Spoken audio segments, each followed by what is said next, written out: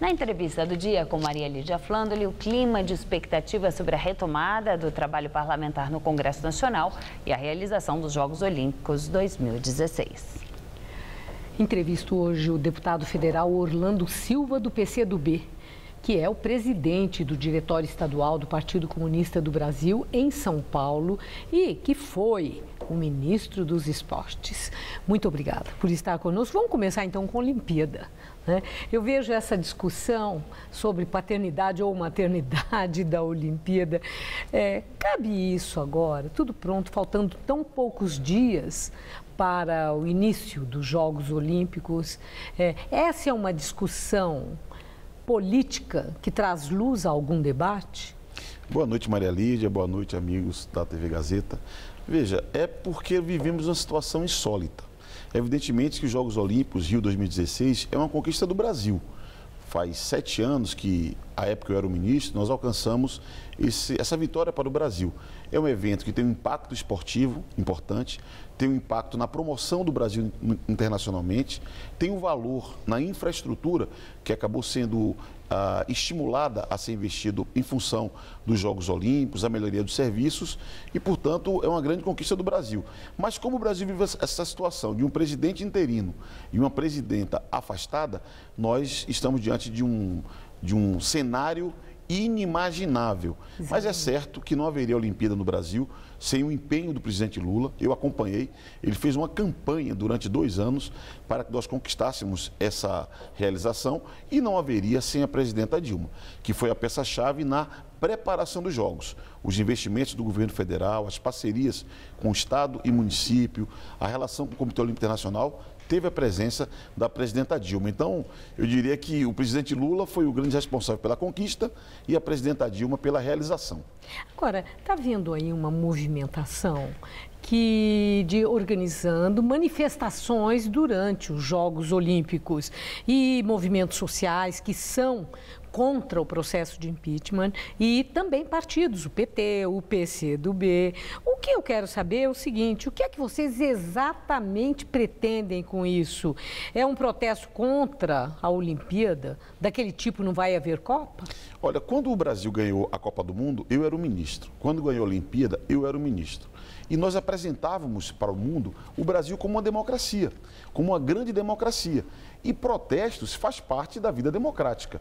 Eu estive, por exemplo, na Copa do Mundo da Alemanha e eu vivi protestos. Agora, recentemente, na Eurocopa, na França, uma série de greves, manifestações. É legítimo que a sociedade ocupe rua, se manifeste democraticamente e, é claro, quando há uma visibilidade internacional, os movimentos sociais apresentam as suas pautas, o senhor vai participar dessas manifestações? Os governos. Olha, eu, na minha condição de parlamentar, eu tenho a tribuna da Câmara dos Deputados para manifestar. Eu, por exemplo, votei contra o impeachment, sou oposição ao governo de Michel Temer e exerço a minha oposição e a minha denúncia do golpe, que a meu juízo aconteceu no Brasil, na tribuna, que é o meu lugar como parlamentar. Bom, o Rio vai receber cerca de 1 milhão de visitantes agora nos Jogos Olímpicos, é a estimativa, mais do que na Copa, mais do que no Réveillon. O senhor está otimista sobre o sucesso dos Jogos Olímpicos agora no Rio de Janeiro? Eu estou. Eu recentemente estive no Rio de Janeiro. Eu acompanhei a preparação dos Jogos, a cidade está preparada, as instalações esportivas são de excelente nível, a rede hoteleira se qualificou nos últimos anos no Rio de Janeiro. E a Vila Olímpica já recebendo as críticas até do Comitê Olímpico que o primeiro desastre já aconteceu? A coisa mais comum em eventos desse porte é você ter problemas, sobretudo no começo. Se você for a Londres, a cerimônia de abertura quase atrasou seu início por problemas de tráfego. Na África do Sul, na Copa do Mundo, parecia no primeiro dia que seria terrível e tudo passou bem. Eu tenho convicção que o Rio de Janeiro estará pronto. A operação dos Jogos está bem preparada, a segurança, que é uma preocupação permanente. Segurança é a principal, tem né? a maior mobilização de forças de segurança da história do Brasil. O senhor teme atentado terrorista? O senhor tem essa apreensão? Olha, é preciso se preparar para os riscos. E a minha impressão é que o Brasil se preparou para os riscos, inclusive de terrorismo. Há um trabalho de inteligência, uma cooperação com organizações internacionais, que é muito importante para se antecipar a qualquer tipo de risco no caso de segurança pública. Eu sou otimista. O Rio fará grandes Jogos Olímpicos e grandes Jogos Paralímpicos. A última questão sobre a Olimpíada é o seguinte: o custo foi muito alto da preparação de tudo para o sucesso dos Jogos Olímpicos no Rio de Janeiro. Olhando para o futuro, o que se indaga, o que se pergunta é: qual será o legado de tudo isso? Veja, primeiro há um ganho intangível, que é a projeção do Brasil no mundo. O turismo é uma indústria que emprega em grande escala e o Brasil é um grande destino turístico. E a promoção do Brasil através de eventos como esse tem um impacto no médio e no longo prazo.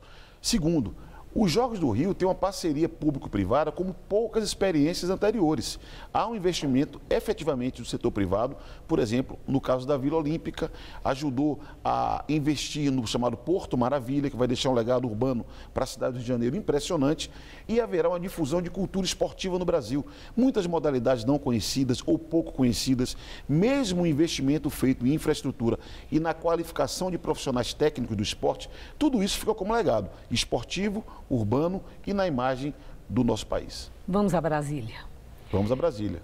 Por ocasião da eleição de Rodrigo Maia à presidência da Câmara, o senhor teve uma atuação com destaque. Muita gente do seu próprio partido não gostou da articulação para a eleição do Rodrigo Maia e entendendo até que o senhor passou por cima da direção do partido e dos seus pares. Mas, de qualquer forma, eu vi uma declaração sua que era preciso tirar a Câmara das trevas em que se meteu com Eduardo Cunha. O apoio a Rodrigo Maia e a eleição dele, a eleição de Rodrigo Maia mudou a correlação de força política dentro da Câmara? Mudou, de fato, alguma coisa? Olha, em primeiro lugar, eu não fiz nenhum movimento pessoal isolado do meu partido. Eu me mobilizei, conversei com muitas pessoas em diálogo com a direção do meu partido. Em segundo lugar, o que estava em debate na eleição da presidência da Câmara não era apenas um líder da oposição ou um líder do governo. Era nós superarmos um período triste da Câmara dos Deputados. A Câmara dos Deputados precisa sair das páginas policiais e a política precisa voltar a ser o tema de debate da Câmara. Discutir governo e oposição não era a questão. Nós não elegemos o líder do governo na Câmara, elegemos o presidente da Câmara para, primeiro, fazer cumprir o regimento, o que Eduardo Cunha não cumpria, respeitar as minorias, o que Eduardo Cunha não permitia respeitar, e abrir a Câmara para dialogar com a sociedade, acabando com aquela pauta obscurantista que o Eduardo Cunha tentava trazer para a Câmara. Por isso que foi, eu diria, uma conquista da política ter a eleição do Rodrigo Maia, que não vai impedir que nós façamos a oposição ao governo, que é a nossa posição. Última questão. O PCdoB fechou com Fernando Haddad na sucessão municipal? Aprovamos no último final de semana, vamos apoiar Fernando Haddad e eu tenho muita confiança que ele vai ao segundo turno e vencerá a eleição pelo trabalho extraordinário que ele fez à frente da Prefeitura de São Paulo. Muito obrigada. Uma boa noite, deputado. Eu que te agradeço. Uma boa noite a todos. Gamberini,